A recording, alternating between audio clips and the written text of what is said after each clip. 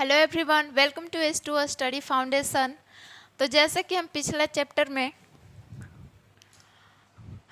Class में हमने a letter to God की स्टोरी पढ़ी है और उसके क्वेश्चन आंसर भी हम सॉल्व कर चुके हैं। तो आज हम उसी स्टोरी की एक शॉर्ट फॉर्म में जानेंगे, एक शॉर्ट स्टोरी में जानेंगे जो कि एग्ज़ाम में हमेशा पूछता है, समरी। ठीक है, a letter to God story की हम जो एक शॉर्ट फॉर्म होता है उसको पढ़ेंगे।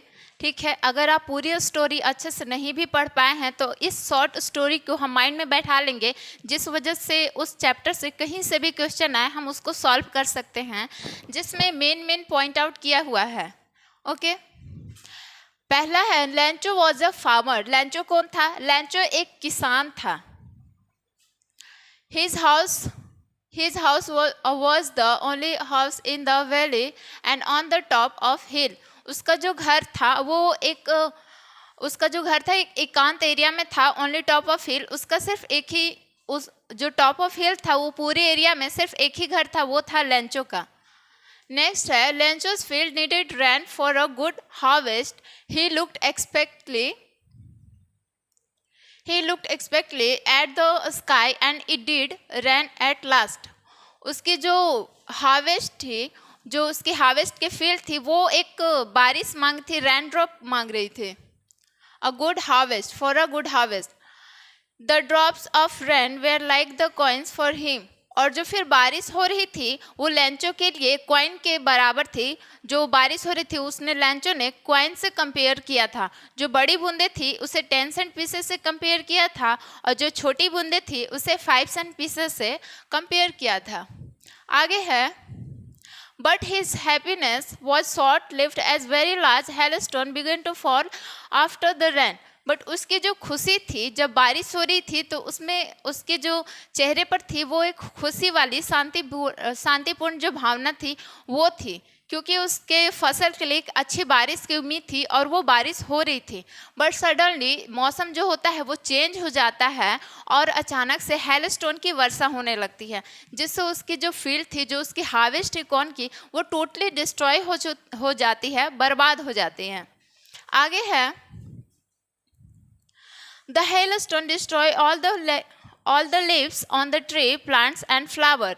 और जो वहाँ ट्री होती है उस पर एक भी पत्ती नहीं होती है। हेलस्टोन की गिरने के कारण सारी पत्तियाँ बर्बाद हो जाती है और जो फ्लावर दिख रहे थे उसके वैली से वो भी सारे ख़त्म हो जाते हैं, नष्ट हो जाते हैं, डिस्ट्रॉय हो जाते हैं। और जो उसके हार्वेस्ट थे कॉर्न की वो भी डिस्ट्रॉय हो जाती है। आगे है There would be no crop that year. There was a single hope, help from God.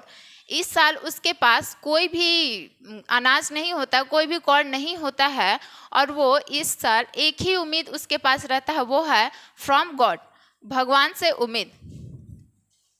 आगे है on the following Sunday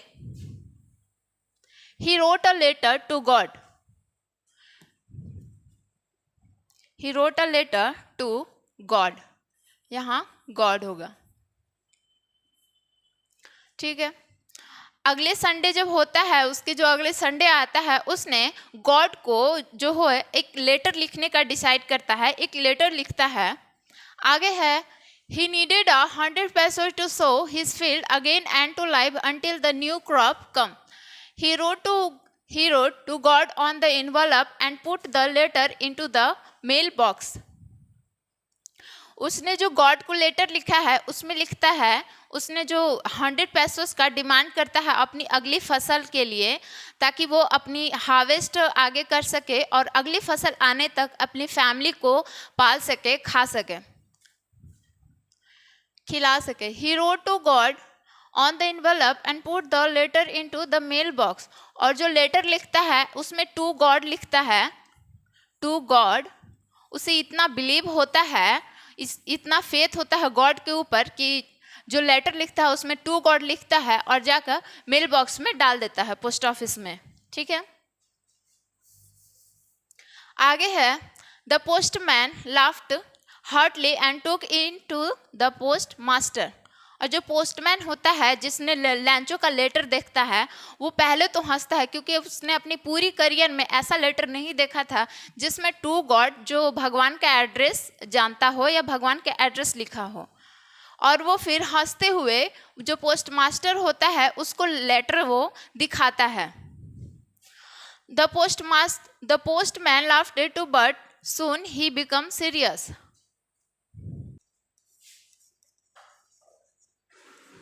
The postmaster laughed too, but soon he became serious.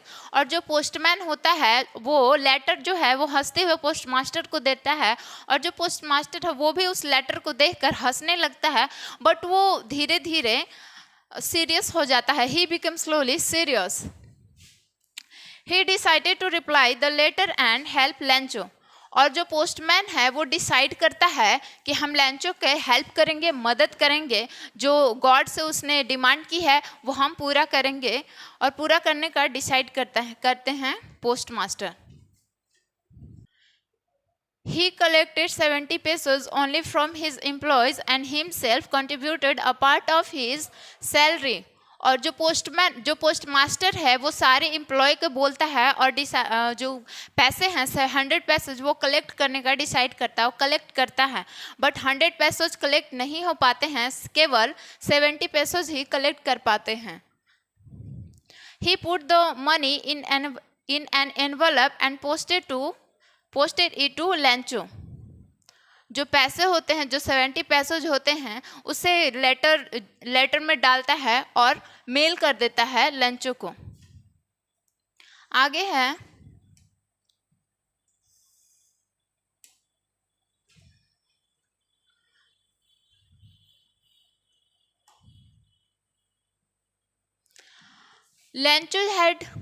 Lancho had an unbroken faith in God, and he was not surprised when he received the money.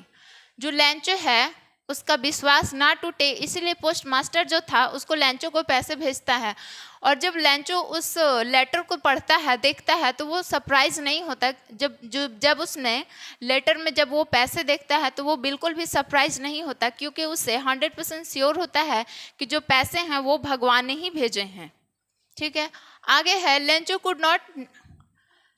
Could never believe that God could ever deceive मी।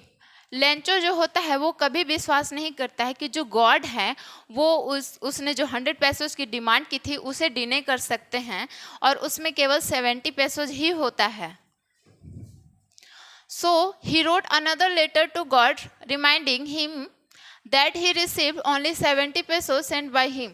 और वो है जो लैंचो है वो दोबारा letter लिखता है और उसमें लिखता है कि जो हमने 100 पैसों की डिमांड की थी वो मेरे पास में मुझ तक नहीं पहुंच पाए हैं, सिर्फ 70 पैसों ही मुझ तक पहुंचे हैं, और जो बाकी के 30 पैसों हैं वो मुझ तक नहीं पहुंचे हैं, वो मुझे चाहिए। आगे है he asked God not to send that rest of 30 pesos through the mail as the post office employee were bunch of crook.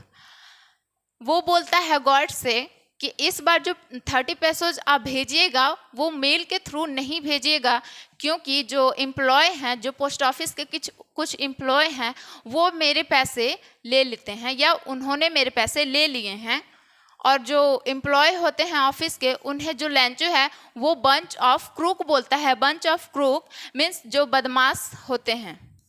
ठीक है, तो जो लेटर टू गॉड की स्टोरी होती है उसकी समरी यहीं ख़त्म होती है, उसके शॉर्ट फॉर्म यही है। तो आज के लिए इतना ही। Thank you so much.